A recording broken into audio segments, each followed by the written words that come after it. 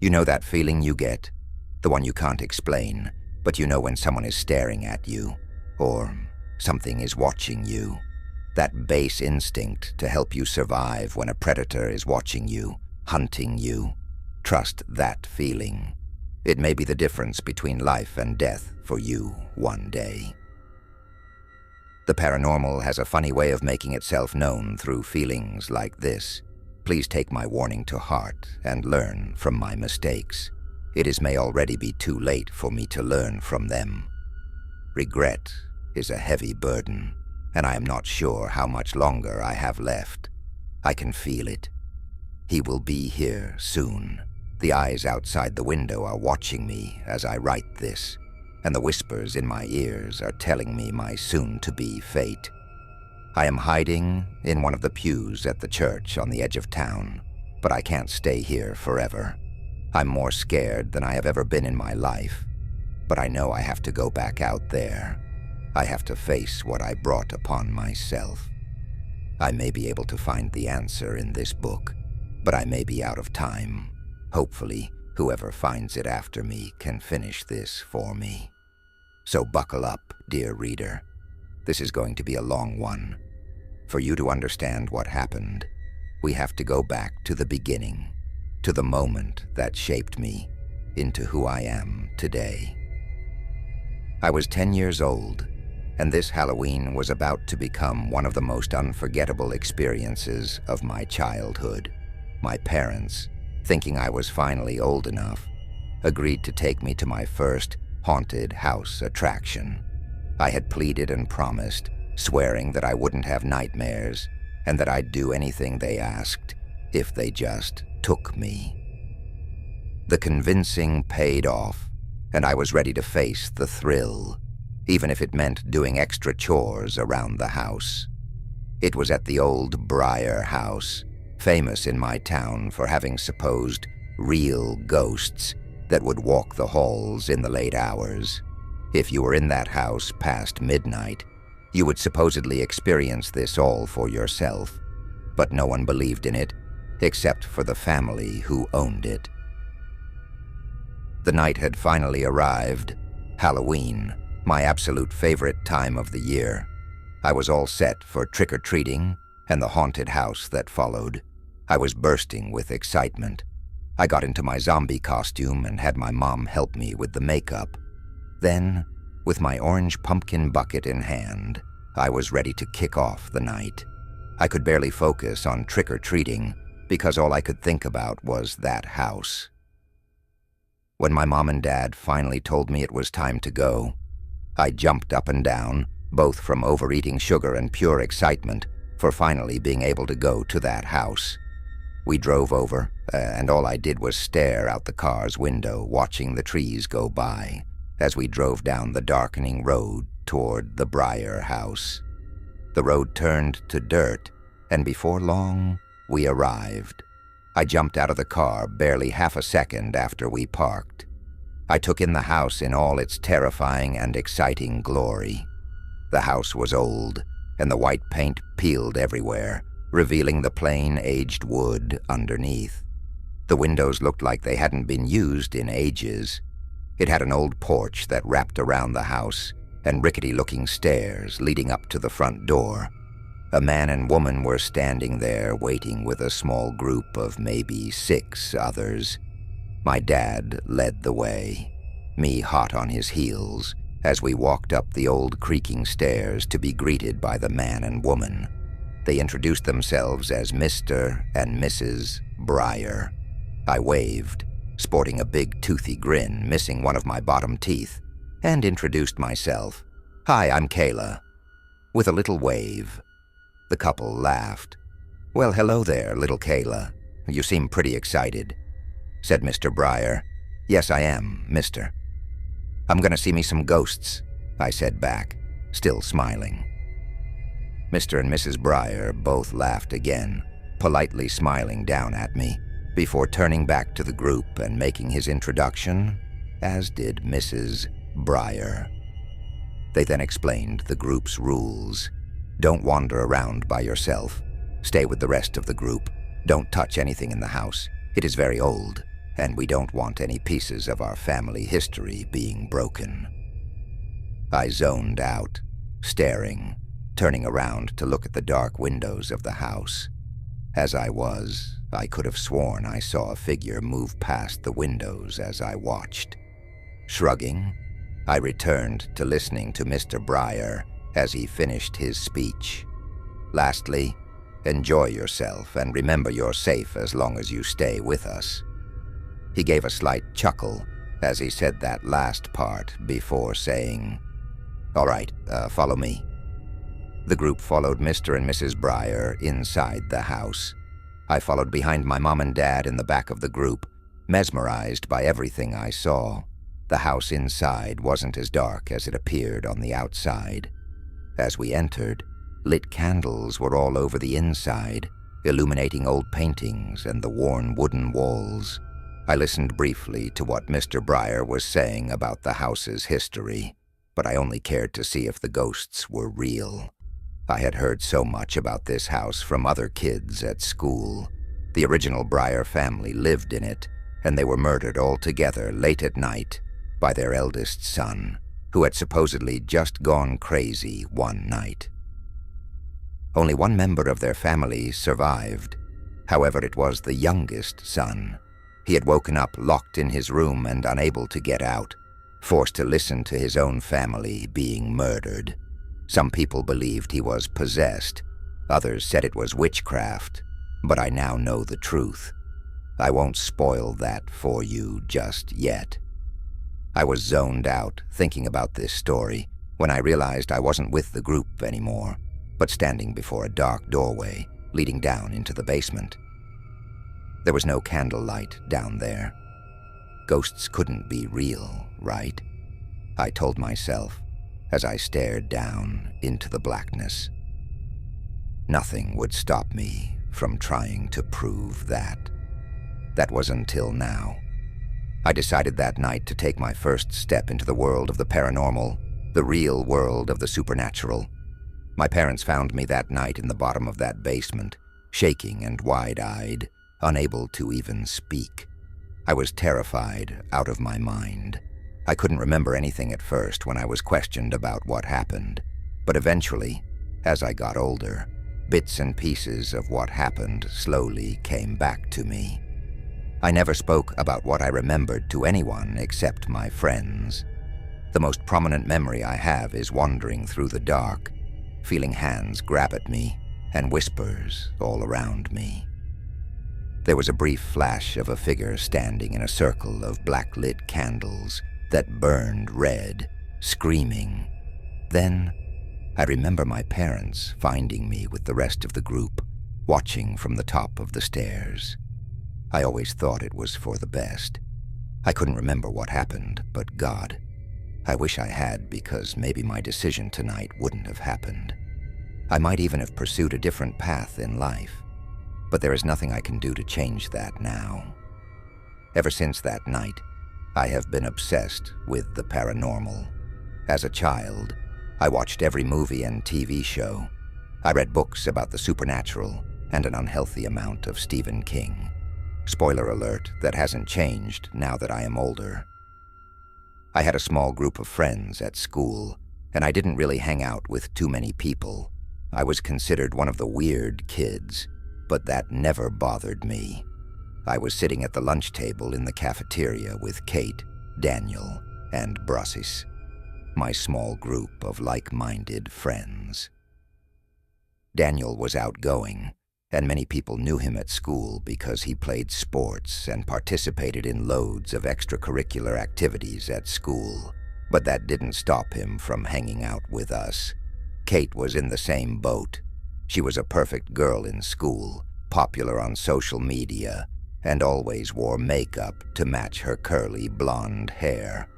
She was very preppy, but get her talking about the ghosts, and she wouldn't stop, ever since she had some scary experiences when she was a kid at a summer camp. But she never told anyone else about it until she met us, because she heard about what happened to me.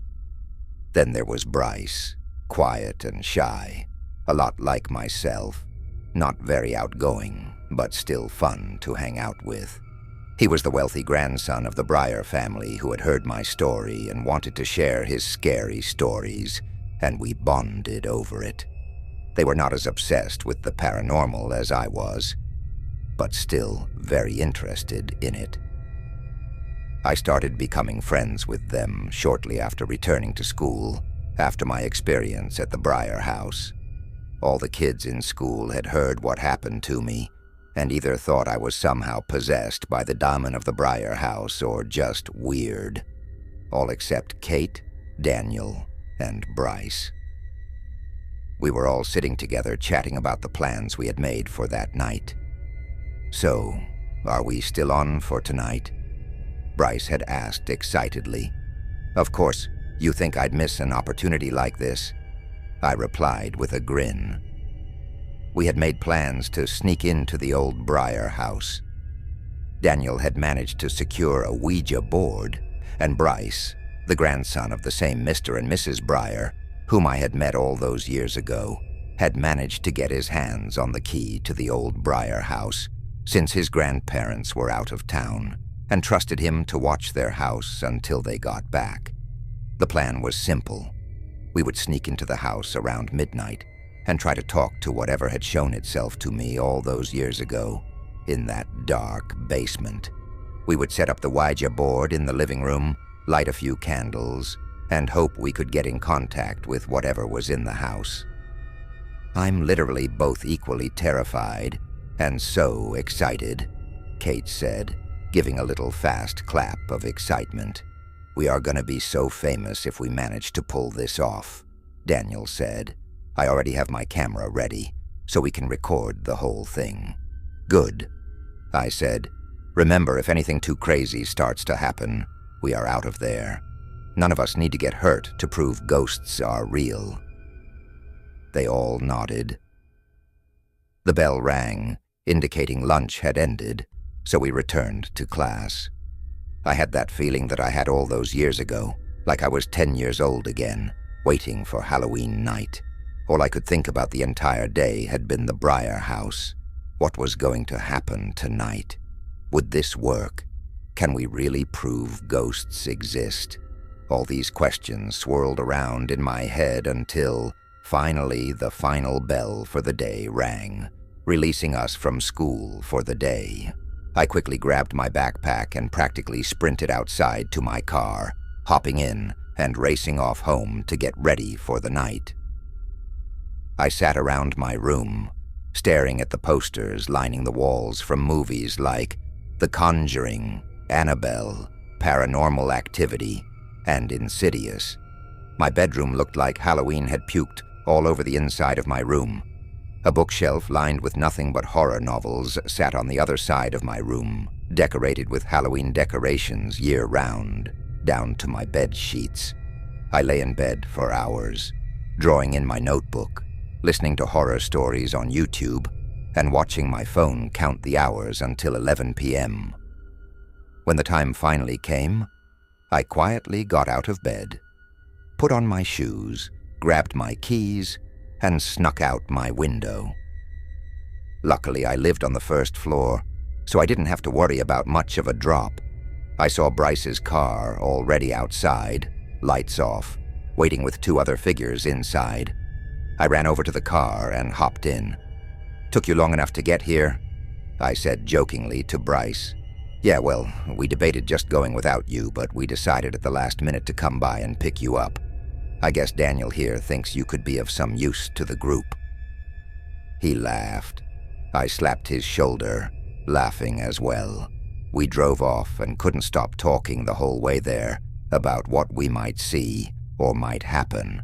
It took around 20 minutes to get to the outskirts of town, but we finally hit the familiar dirt road leading to the Breyer house. The excitement was palpable in the air. I looked around at everyone in the car, each person staring out the windshield as the Breyer house came into view up ahead. The old house was illuminated in all its glory by the soft glow of the full moon overhead. I couldn't help but let a smile spread across my face as I felt my heart racing from adrenaline and even a bit of fear kicking in.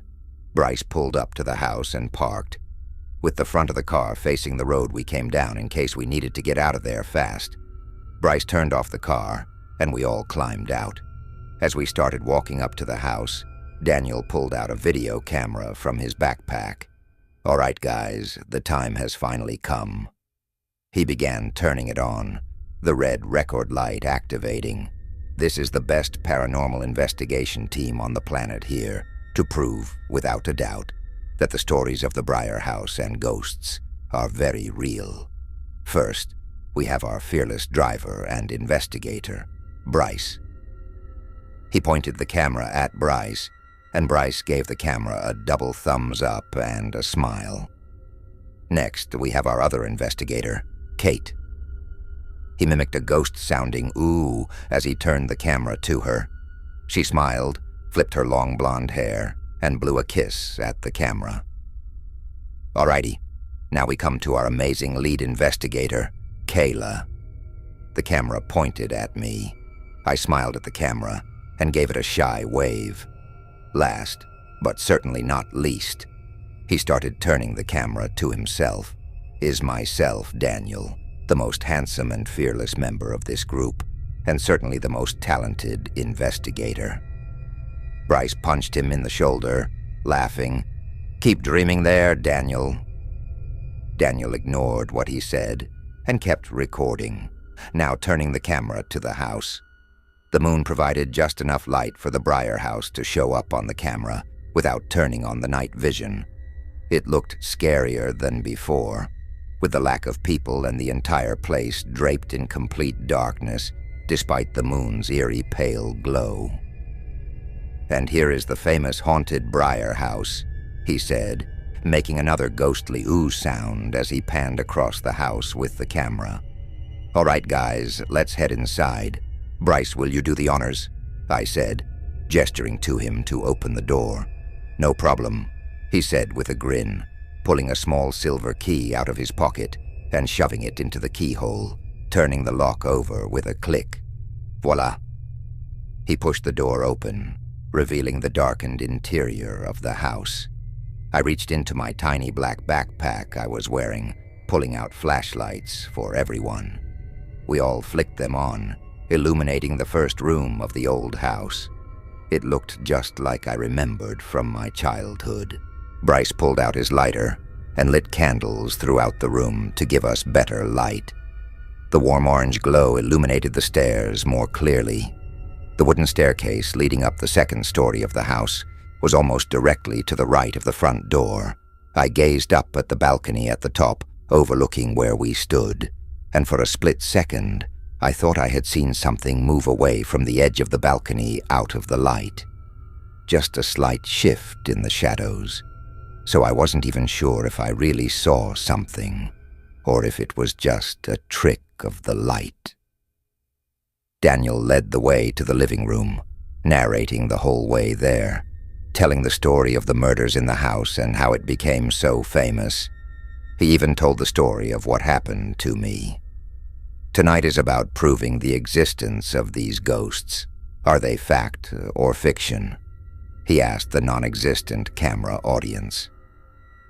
As we walked into the living room, Bryce lit all the candles. We all made our way to the couches in front of the fireplace.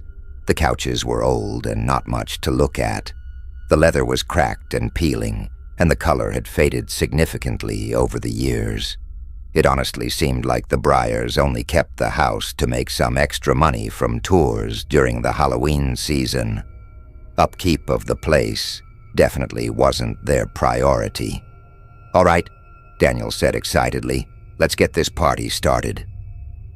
He set his camera down on one of the couches so it could still record what we were doing, and opened his backpack, revealing an Ouija board and planchette. He pulled them out and set them gently on the table. I reached into my bag, pulled out 4 black candles, and put them on the table. "Is everyone ready?" I asked, looking around at the group. They all nodded in agreement, and I sat down at the head of the table. The others sat around me so they could each reach the planchette for the board. "Let's begin," I said. looking around at each of them. Bryce lit each of the 4 candles, and we all placed our hands on the planchette. Immediately I felt eyes on me, not just one, but many. I looked around at the others, and their expressions told me they had sensed the same thing. Shaking off the feeling, I moved the planchette 3 times in a clockwise motion on the board, and then spoke. "Is there anyone here who would like to talk with us?" The silence in the house was deafening, not even the sound of creaking from the old wooden boards. It was just silent. I cleared my throat and tried again. "Is there anyone here who wishes to speak to any of us? Come on, talk to us. We want to hear your version of the story." Bryce said. There were a few moments of nothing.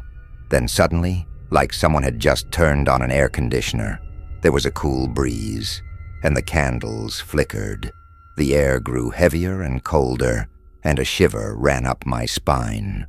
"Whoa," Kate said, her voice shaking slightly. "I think something is definitely happening." "Hell yeah," Daniel said aloud, turning to the camera. "It looks like we have ourselves a real ghost." The piece slowly came to life, moving to the top of the board to yes. I could feel the excitement growing in me, and it was etched across the faces of everyone else at the table. We had actually made contact with someone or something on the other side. "What is your name?" I asked aloud. The piece slid away from yes and slowly made its way across the board to J-A-N-E. "Wait, Jane? As in Jane Breyer?" Bryce asked. The piece moved back to yes. "That's my great-great-grandma," Bryce said with a smile. "Well," he began, "I'm your great-great-grandson." The piece moved around the board as we asked question after question. "Is there a life after this?" "In a way," the board had responded. "Why haven't you moved on from here?" "Can't," the board said simply. "What actually happened here?" "Basement. Floor," it spelled out. "What does that even mean?" Daniel asked, looking at all of us. "Don't look at me," Bryce responded. "I have actively avoided the basement of this house ever since what happened to Kayla." He looked over at me. "Maybe there is more to the story than what we know now. What if some of the rumors about what really happened here are true? What if it was possession, or even some form of witchcraft?" I responded. "It is possible, but we would have to head down there and take a look, and I'm definitely not going alone." Kate spoke up. The board remained silent as we discussed what to do, and then suddenly, it started moving again without any of us asking a direct question. "U-E-R-E-M-E-M-B-E-R-Y-O-U-K-A-Y-L-A.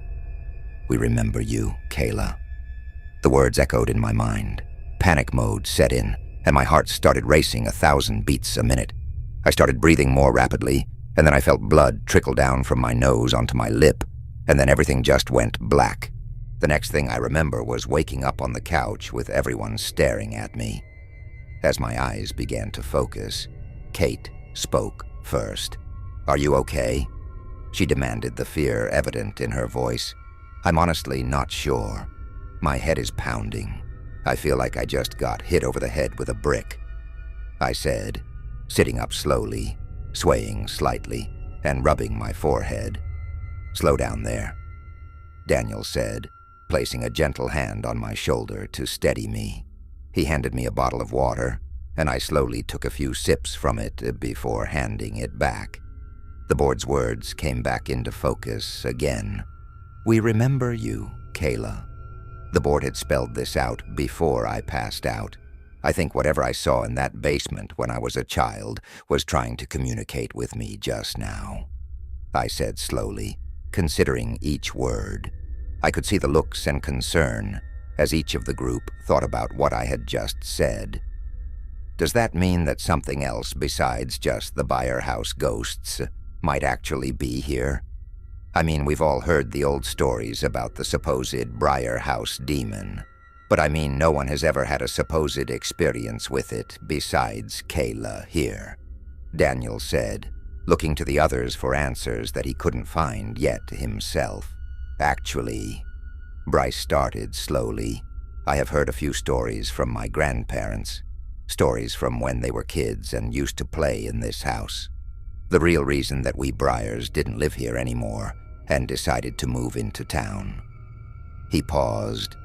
When my grandpa was younger, he and his sister used to live in this house. They would play right here in this living room. Weird things kept happening in the house, but nothing that would ever really be concerning. Things sometimes were moved to a different place than someone had left them, or a door was opened that was previously closed. Little things like that. One day my grandpa and his sister were playing in the basement, which at the time was where they had a playroom with all their toys. He shifted awkwardly as he spoke, taking another pause before continuing. They said they saw a man down there chanting something before the basement went pitch black. They screamed and ran upstairs, but the door wouldn't budge. So they screamed and cried until eventually their parents managed to break the door open. As the door swung open, my great-grandparents saw a dark figure reaching out to grab the children for a split second before the light touched it. And then like that, he made a poof sound. It was gone. We all just stared at him in shocked silence. Daniel was the first to break the silence. "What the hell, man? You couldn't tell us this story before?" Bryce's body suddenly went rigid, as if every muscle in his body was frozen in time. Bryce gazed down to the floor and then began speaking slowly, his voice changing to a deeper tone with each word. "I'm sorry, guys, but I couldn't tell you guys this story. Not yet, at least. But now." He began looking up at us, his eyes filled with hate. "The time is right." He smiled at us, not with joy or happiness, but dripping with pure malice. "Thank you, friends." That was the last thing he said before a strong gust of wind swirled through the room, and in an instant, the room was plunged into complete darkness. All the candles were completely blown out. "Bryce, Bryce," Daniel called out. And then Kate did, and shortly after I started yelling his name as well. "Where did he go?" I asked. "Come on, man, this isn't funny," Daniel yelled out, the fear evident in his voice as he spoke, trying to sound tough. "I want to go home now." Kate spoke softly. "I think it is time for us to..." Her voice was cut short. "Kate?" I asked into the darkness. "Hello? Daniel, turn on your lighter." With a flick, the small area between us was illuminated in a soft, warm glow, just enough to see a few inches in front of us. "Quick, let's light some of the candles on the table again," I told him, gesturing towards the table with the Ouija board. I got off the couch and followed him over to the table. As he lit each candle, the room started returning to focus just slightly. Both Bryce and Kate were just gone. Daniel shot me a look with a mixture of fear and anger. "We need to get out of here now. We can get outside and try to call the police, and I'll deal with Bryce afterward." He clenched his fist as he said Bryce's name. I nodded at him and glanced at the Ouija board sitting on the table, the planchette still in the center of the board, just waiting for the next players to touch the piece. The piece began to move by itself, with no one guiding it anymore. "Daniel," I spoke softly, pulling on his shirt sleeve. "Daniel, look." I pointed at the board. The board began to spell out a new word. I read them out loud as it did. "Guai da cum tu ben dobing." "Get out now," I said, panicking again. "Come on, let's just go." I pulled him by his arm toward the front door, trying to flick on my flashlight. It didn't work the first few times, but with some forced effort, aka slapping the flashlight a few times, it finally turned on. As we left the room, I felt a warm breath behind my ear. It whispered, "You can't hide from us, Kayla." Then a deep, inhuman laugh sounded throughout the house, seemingly coming from every direction. My heart was pounding out of my chest as I pulled Daniel along.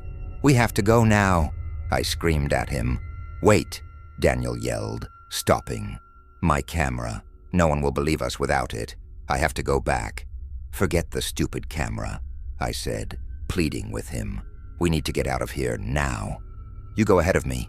I'll be fine." "No, I am not going to leave you alone in this house with God knows what." "I am coming with you," I said back, giving his arm a reassuring squeeze.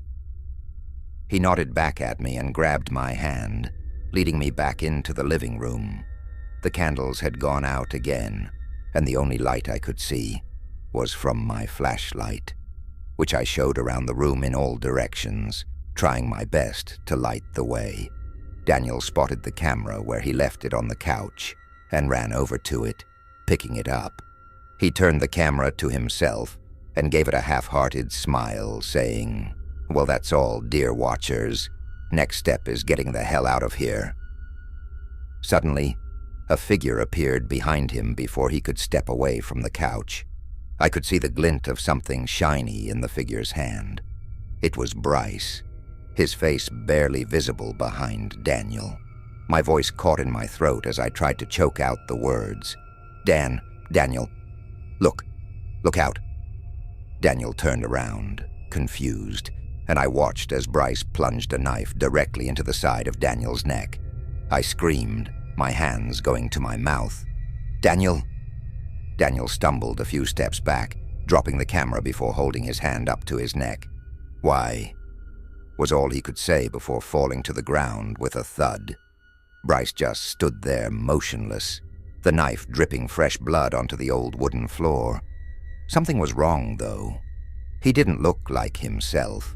I could see black lines tracing all over his face, and his eyes were glazed over, pitch black. He just stood there, motionless. I turned and ran out of the room back towards the front door. As soon as I got to the door, I pulled as hard as I could, but it didn't budge at all. I kicked and punched it, trying to get it to open, but there was still nothing. "Damn it!" I screamed, and then turned around, shining my light around the room, at the stairs, and then on the balcony. My light eventually fell on the door to the basement, which was wide open just underneath the staircase. I ran over to it, taking a deep breath, trying to calm my nerves before stepping inside. I quickly and quietly shut the door behind me and locked it with the latch on the inside.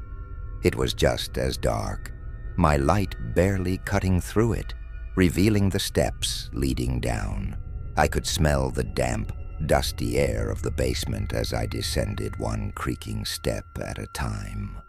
My breathing increased with every step I took, the fear from what happened when I was a child slowly trying to take over. "Come on, Kayla," I said quietly. "You've got this. There has to be another way out." As I reached the last step, I searched around the basement, looking for anything. A door, a hole in the wall, quiet anyway, out of this place, rather than back up those stairs to what I could only assume was certain death. My mind drifted over what could have happened to Kate. Where was she? Was she even alive? A loud thud brought me back to reality. I jumped from the sound, and my heart raced even faster. "What the hell?"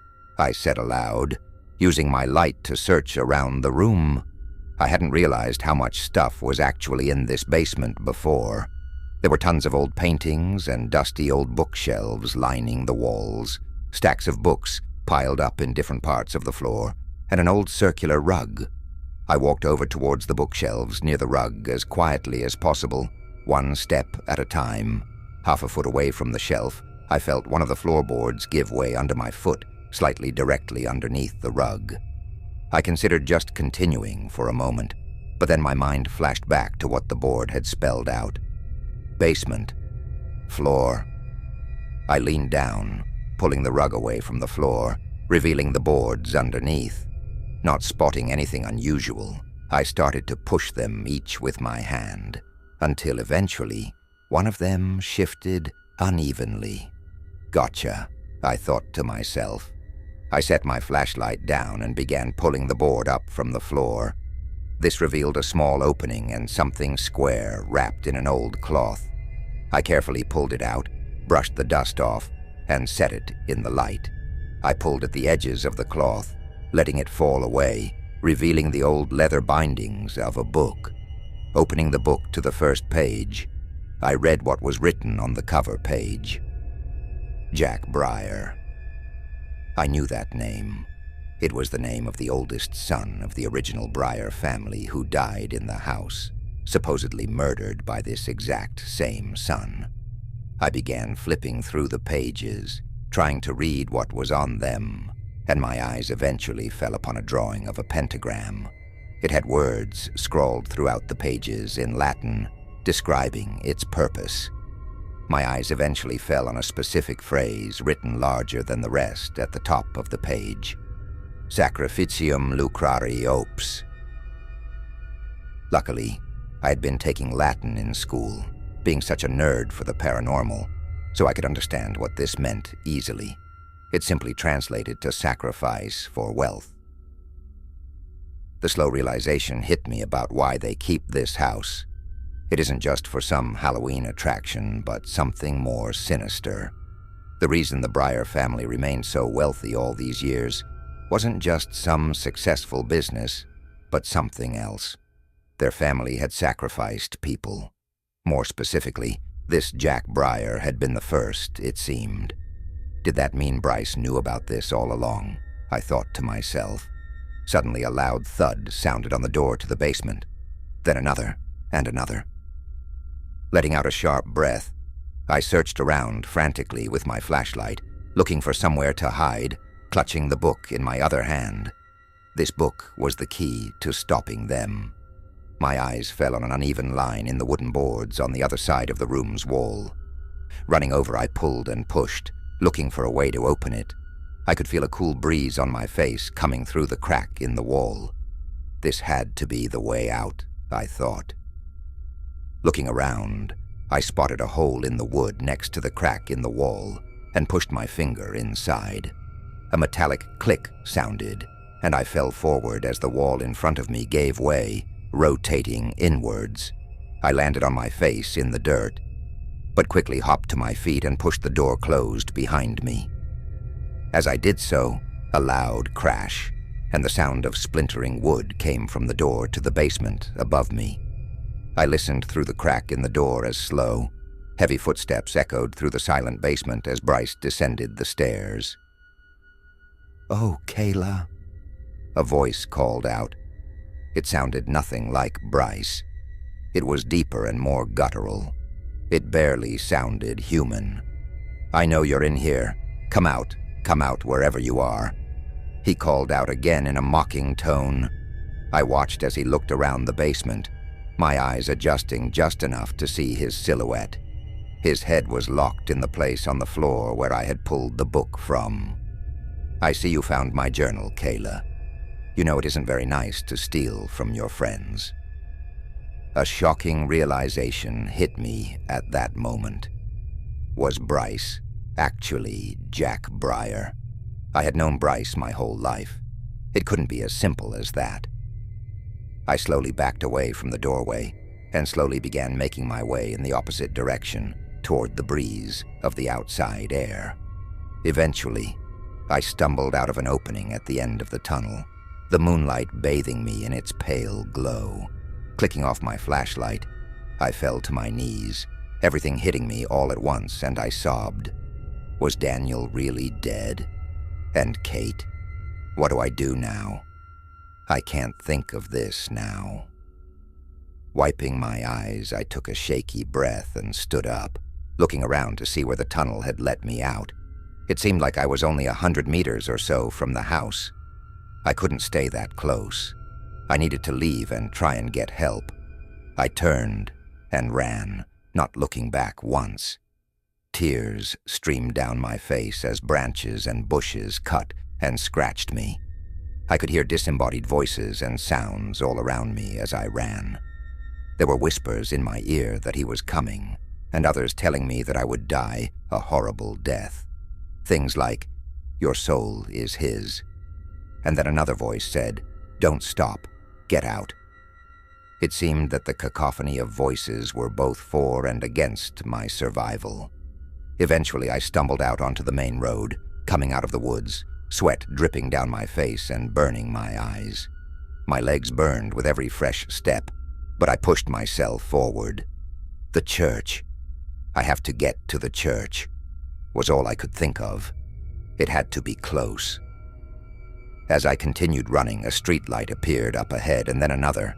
I could barely make out the entrance to the road leading up to the church. I sprinted over to it and ran up the path. When the church came into view up ahead, I ran straight up to the front door and swung it open before closing the door behind me and quickly locking it. I ran over to one of the chairs next to the door and used it to block the door handle before running to one of the pews and hiding under it out of view of the windows. Now we come to where this story started, hiding in this church, hoping and praying for someone to come and save me. But I think I have slowly realized I am alone. I will have to go out there and face Bryce eventually.